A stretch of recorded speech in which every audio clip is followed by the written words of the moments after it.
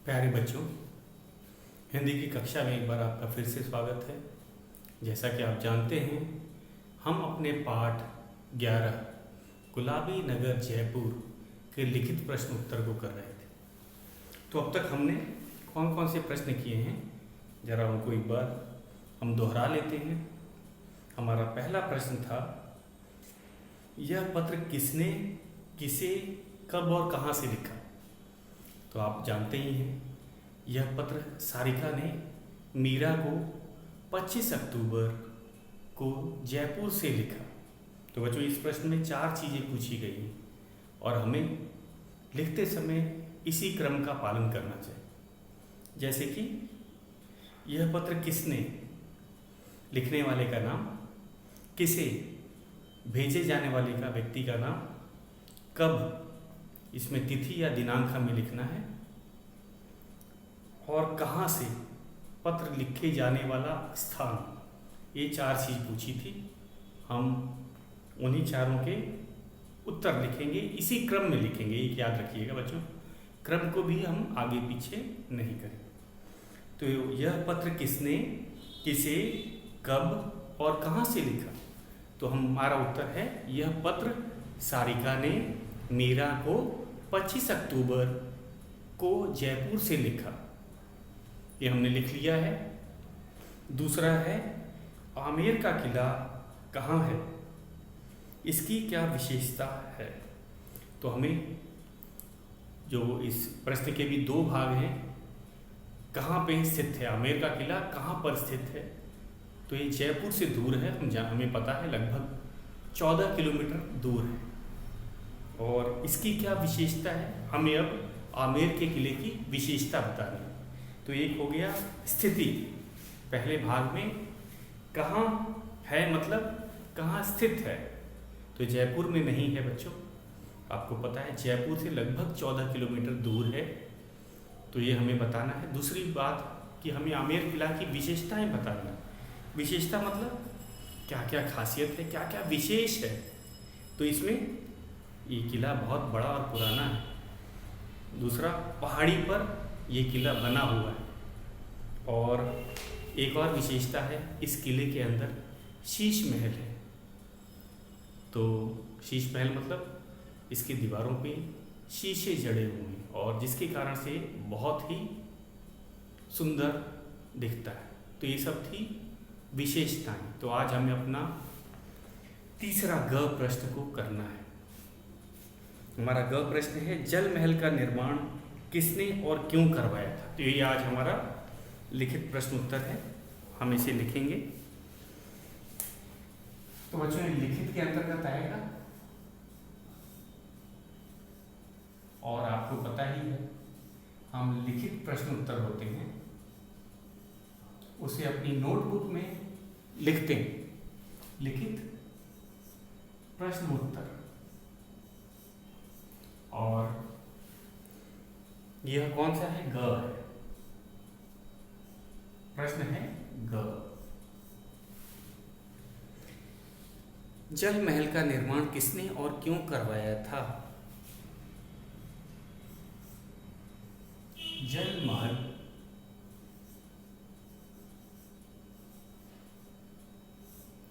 का निर्माण, निर्माण का अर्थ होता है बनाना। आपको पता है निर्माण का अर्थ होता है बनवाना।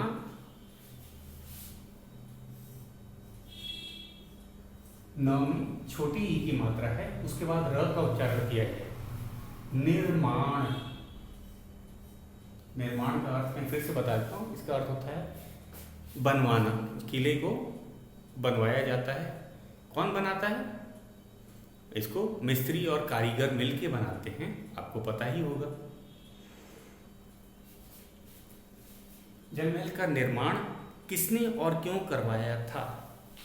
हमारा प्रश्न है, किसने, बनवाने वाले का नाम, किसने और क्यों, और क्यों करवाया था।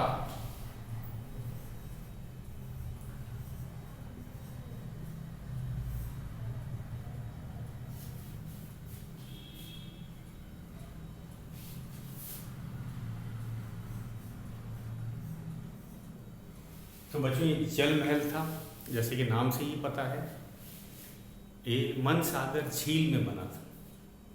झील में पानी होता है, और अगर झील में कोई महल बना हो तो उसे जल महल नाम रखा गया था, क्योंकि ये झील के बीचों बीच बना है।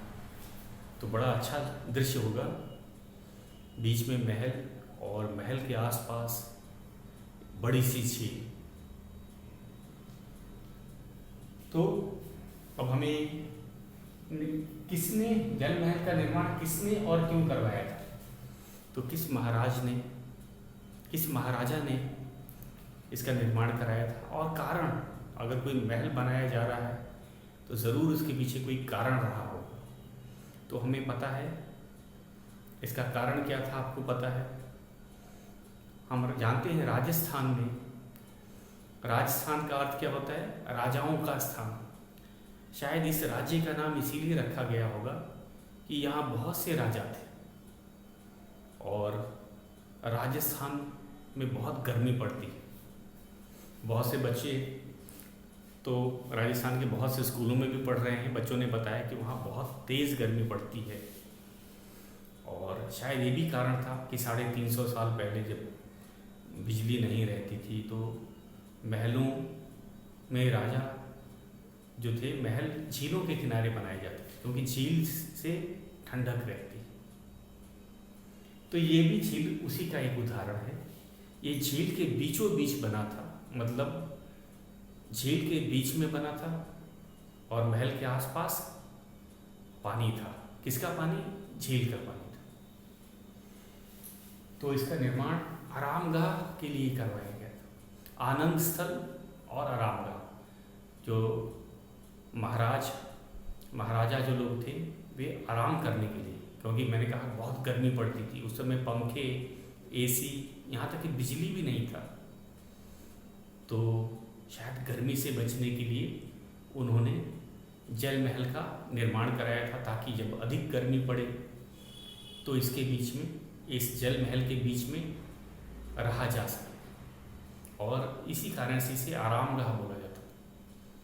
राजा यहाँ पे अपनी थकान मिटाने या गर्मी से बचने, आराम करने के लिए यहाँ पे आया करते थे। और विश्राम स्थल और आरामगाह, आनंद स्थल कहा गया बच्चों। आनंद मतलब यहाँ पे घूमने के लिए, सैर, अगर पानी के पास सैर सपाटा घुमा जाए तो वो भी अच्छा लगता है। तो एक ये भी इसका कारण रहा। तो शुरू करते हैं हम इसका उत्तर लिखते हैं। जल महल का निर्माण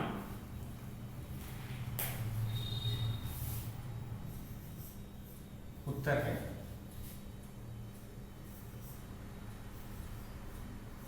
जल महल का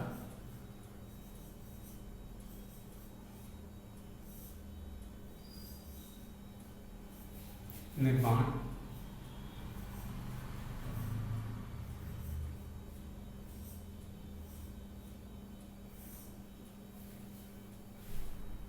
सवाई प्रताप सिंह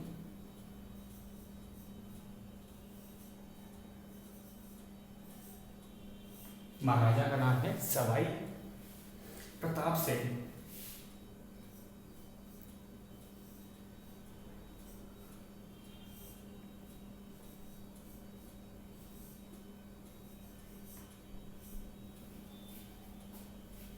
ने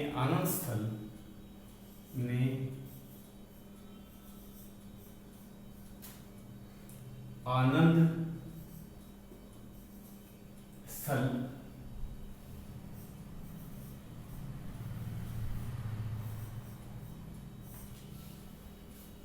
और आरामगाह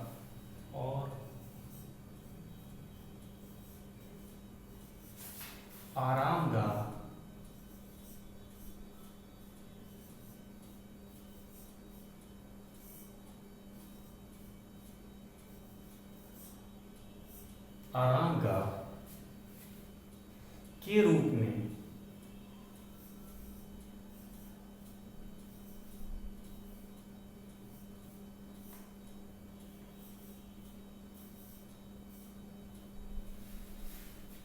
करवाया था।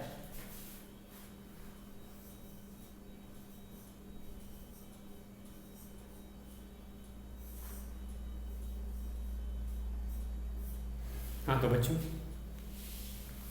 आप इसे साथ साथ ही नोट करते जाइए। तो आप लोगों को इसको साथ साथ ही नोट करना है। मैं जान के फ़ॉन्ट को बड़ा लिख रहा हूँ ताकि आपको लिखने में कोई परेशानी ना हो। तो एक बार फिर से दोहरा लेते हैं। ये हमारे लिखित प्रश्न उत्तर ग है। ये जो प्रश्न क्या है, ग, जल महल का निर्माण किसने और क्यों करवाया था?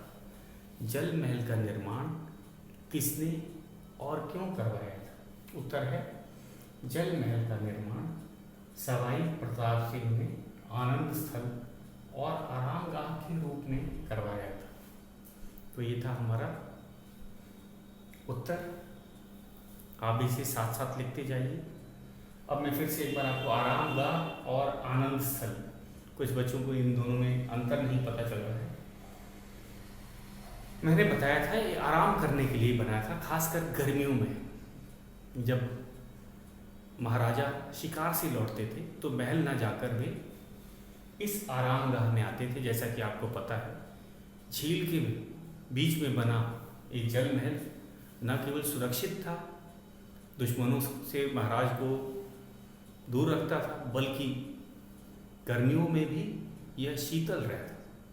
राजस्थान की बड़ी तीव्र गर्मी पड़ती है, तो शायद उससे भी ये राहत पहुंचाता था, क्योंकि आपको पता ही है उस समय बिजली नहीं थी।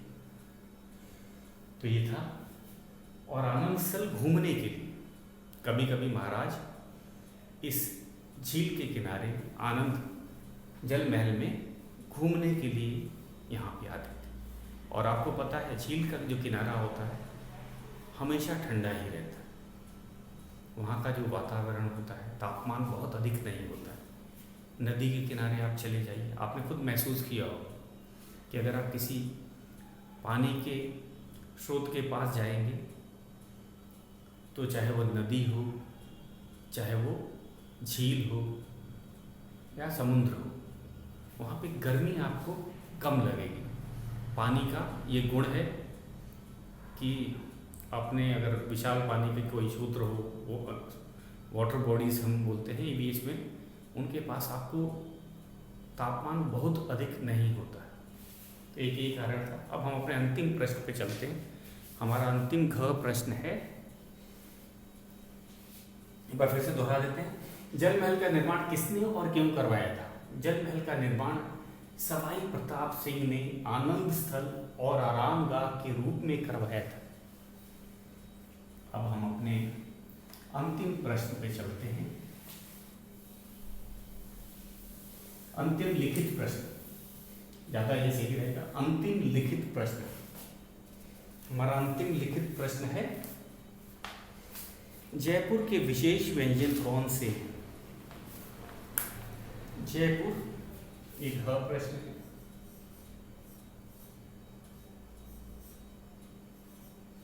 जयपुर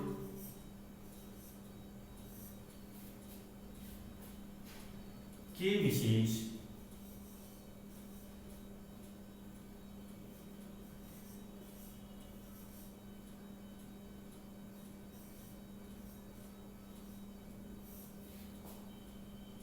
व्यंजन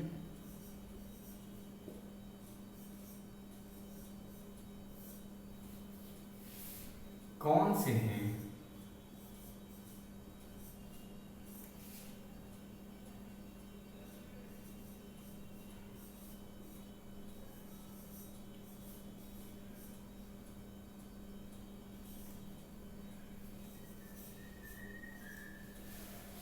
तो बच्चों, अगर व्यंजन की बात किया जाए, व्यंजन का अर्थ होता है पका हुआ भोजन जिसे बनाया जाता है।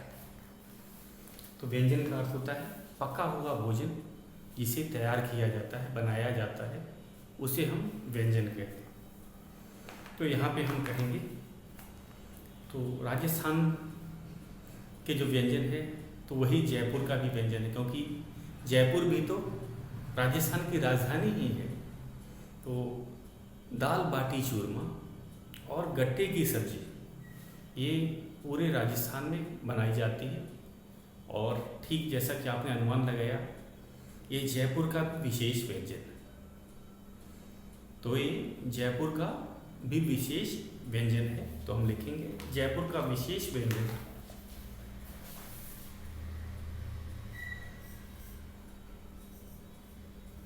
जयपुर का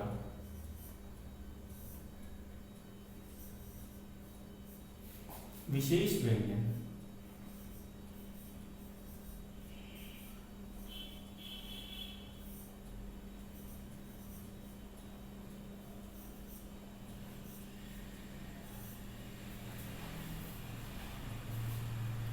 दाल बाटी।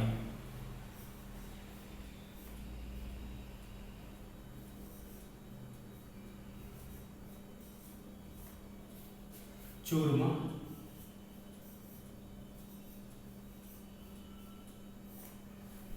और गट्टे की सब्जी और गट्टे की सब्जी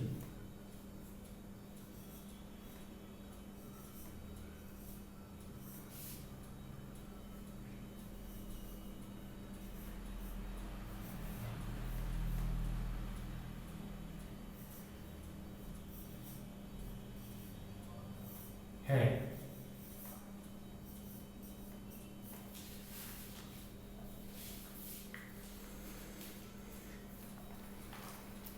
तो बच्चों, ये है उस व्यंजन का नाम, दाल बाटी।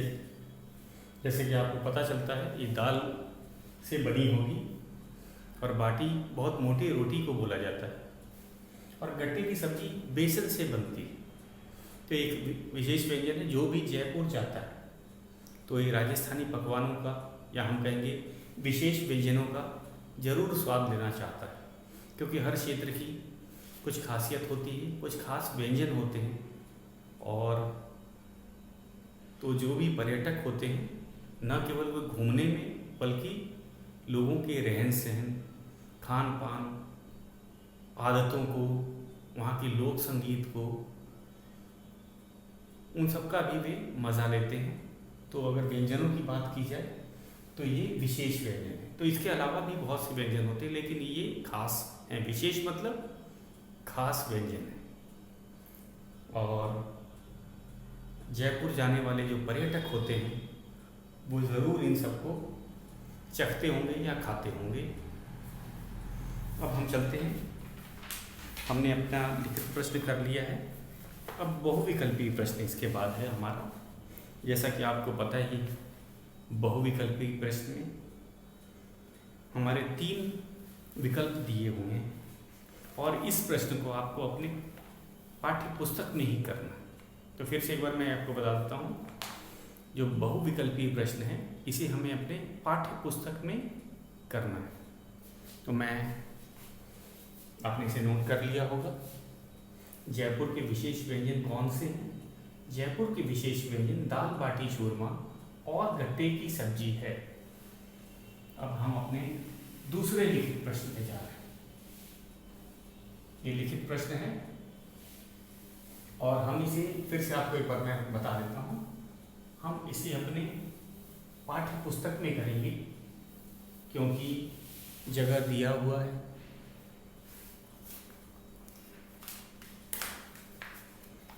तो वो दूसरा प्रश्न है, लिखित का दूसरा। सही उत्तर के सामने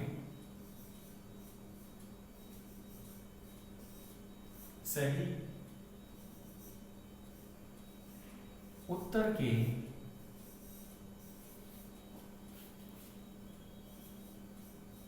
सामने सही का निशान लगाओ।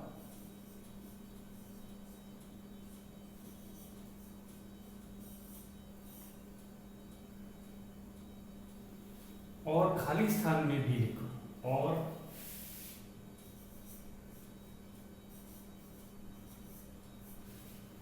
खाली स्थान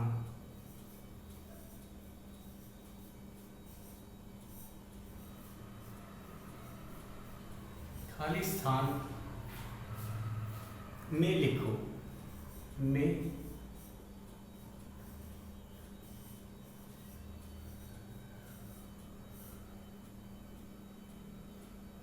तो इसमें हमें दो चीज है, एक तो बहुविकल्पी प्रश्न की तरह निशान भी लगाना है और रिक्त स्थान की तरह जो खाली स्थान है उसमें भरना भी। तो इसमें दो हमें चीजें करनी है, एक सही का निशान जैसे कि हम बहुविकल्पियों में लगाते हैं, बहुविकल्पी प्रश्न में जैसे हम लगाते हैं। दूसरा चीज है कि हमें जो रिक्त स्थान है वो भी भरना है सही विकल्प से। तो शुरू करते हैं। क बहुत ही आसान है।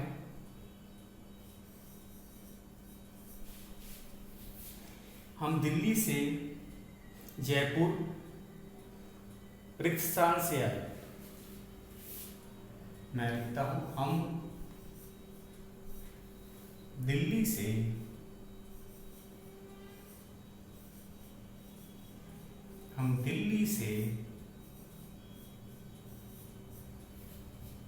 जयपुर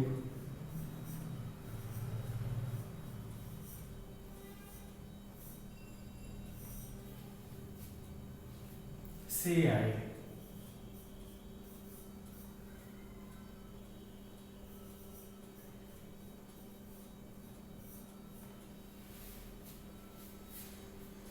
विकल्प है 3। पहला विकल्प दे रखा है बस, और उसके बाद दूसरा विकल्प हमें दे रखा है रेल,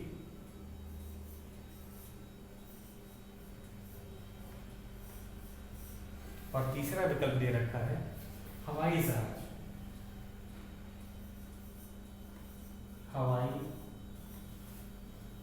जहाज।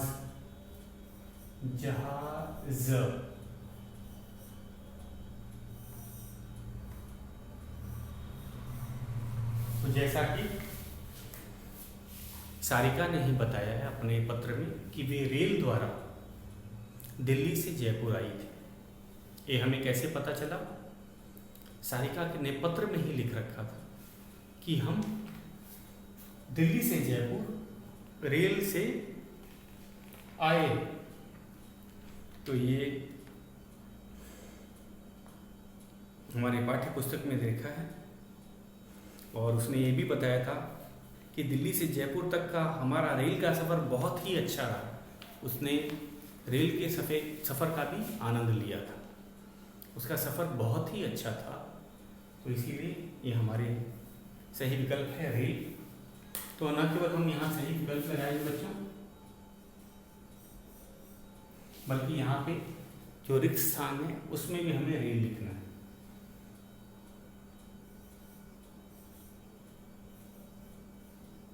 तो इसमें एक तरह से कहा जाए तो रिक्त स्थान भरने के लिए भी हो गया, और बहुविकल्पी प्रश्न की तरह हमें निशान लगाने का भी मौका मिल गया है।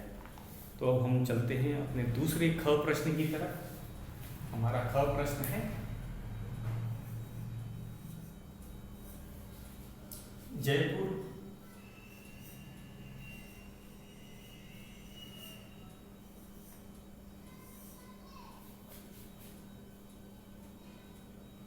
रिक्त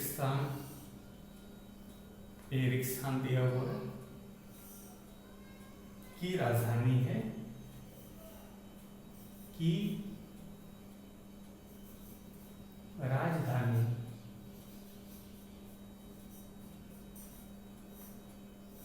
है।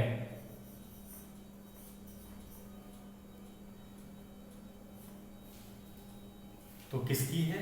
3 विकल्प है, हम तीनों विकल्पों को लिख रहे हैं। राजस्थान,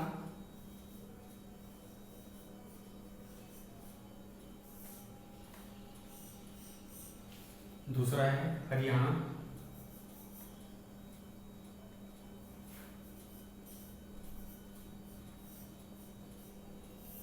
और हमारा तीसरा विकल्प है गुजरात।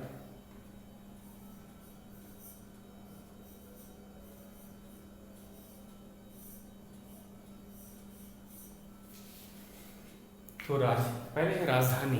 मैंने आपको बताया था राजधानी का अर्थ होता है शासन का केंद्र। हमने आपको बताया था राजधानी का अर्थ होता है शासन का केंद्र, जहाँ से शासन चलाया जाता है।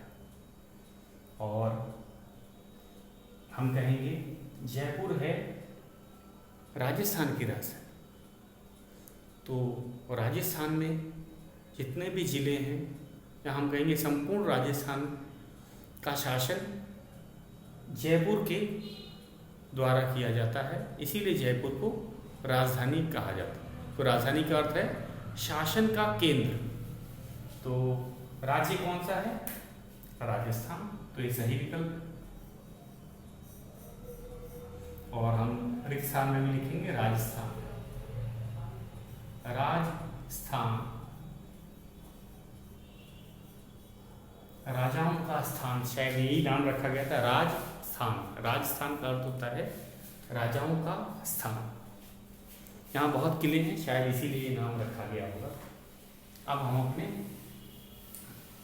अंतिम बहुविकल्पीय प्रश्न पे चलते हैं, जो कि ग है। तो इसको लिखते हैं ग। मनसागर झील, मनसागर झील के बीच में, झील के बीच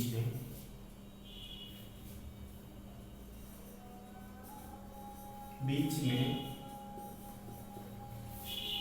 रिक्त स्थान बना है। आपने ध्यान दिया होगा, आज हमने इस पर भी चर्चा की थी। कौन कौन सा क्या है? शीश महल,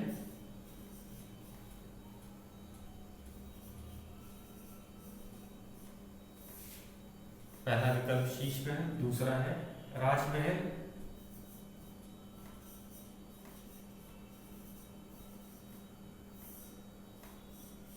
और तीसरा महल है, तीसरा विकल्प है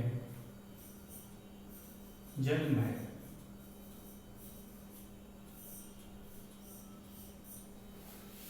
तो हम जानते ही हैं मनसागर झील के बीच में बना था जल महल, जो कि महाराज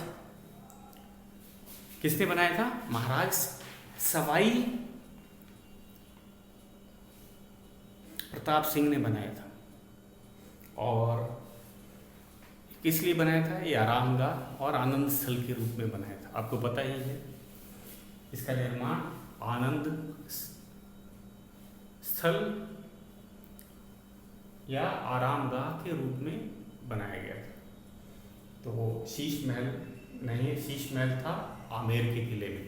आपको याद आया होगा, शीश महल था आमेर के किले में। राजमहल तो राजा का महल है, तो ये ऐसी बात नहीं थी। और जो जल महल है वही मनसागर झील के बीच में बना था, ताकि वहाँ पे महाराज आराम कर सकें, गर्मी से बच सकें। तो ये था कारण। तो सही है जल महल, तो हम जल महल को सही का निशान लगाते हैं। ये हमारा सही विकल्प है। और न केवल सही का निशान लगाएंगे, हम लोग इसको लिखेंगे भी। रिक्त स्थान में लिखेंगे जल महल।